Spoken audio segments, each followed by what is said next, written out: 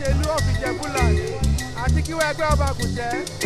Ẹ máa wo ètò Bisi Ologe Show, ètò tó gbayì ni, ètò tó kọ́ni lọ́gbọ́n ni, kí ẹ bá wa máa wò ó.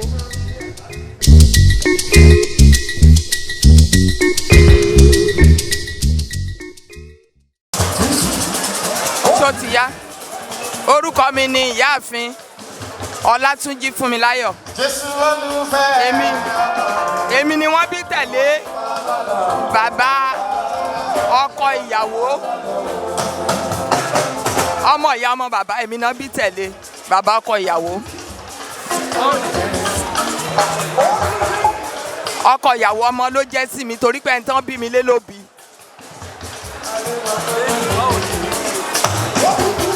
Inú mi dùn, ó dùn gan-an, inú mi dùn torí pé Dámiláre ó jẹ́ ọmọ gidi, ó dẹ̀ ṣe nǹkan gidi lójú ẹ̀mí mi, inú mi dùn.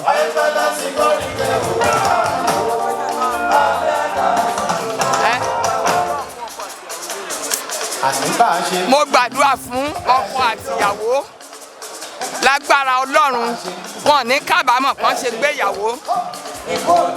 Lẹ́yìn ìgbéyàwó, ọkùnrin àbíró, obìnrin àbíyè, wọn ní ṣàbíkú ọmọ, orí wọn ò ní gbàbọ̀dè, wọn ní tẹ́ṣọ́ àgbàmọ́lẹ̀, wọn bára wọn pẹ́pẹ́pẹ́pẹ́ àtọmọ àti àwọn ọmọ tó máa bí wọ́n yàn wọ́n yanjú, àwọn náà wọ́n yàn wọ́n yanjú lágbára Ọlọ́run. Ọmọ gidi ni wọ́n, Ọlọ́run á túbọ̀ máa ṣe wọ́n léèyàn pàtàkì. Wọ́n ń fò lókè, wọ́n ń fò nísàlẹ̀, wọn ò ní jábọ́ o, wọn ò ní jábọ́. Ìyá wọn náà tájìjọ ń yayọ̀ ọjọ́ òní kò ní sọkún lórí wọn o, ìbànújẹ́ ò ní já ìpín rẹ̀ ní orúkọ.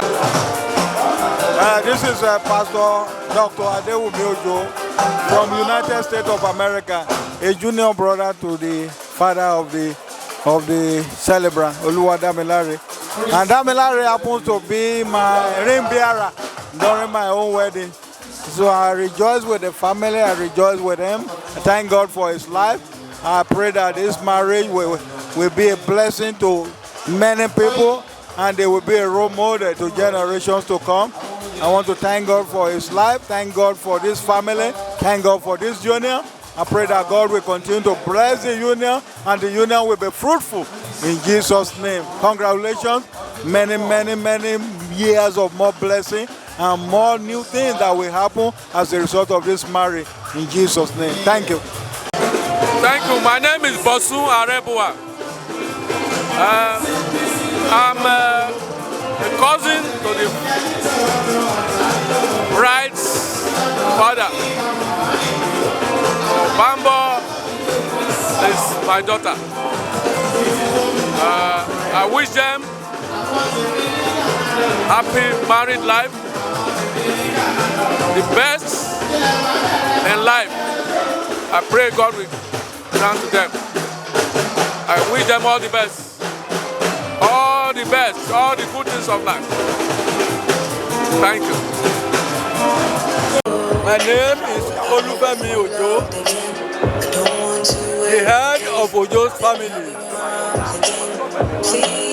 The father of Damola is my own brother. We are of the same father.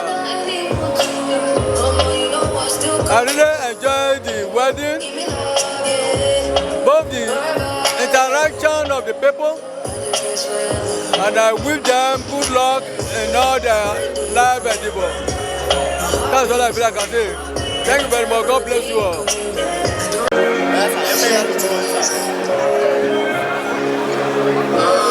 My name? Oh, you too.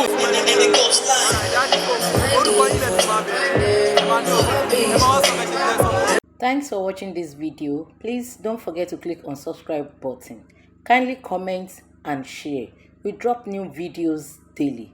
Thank you. God bless you.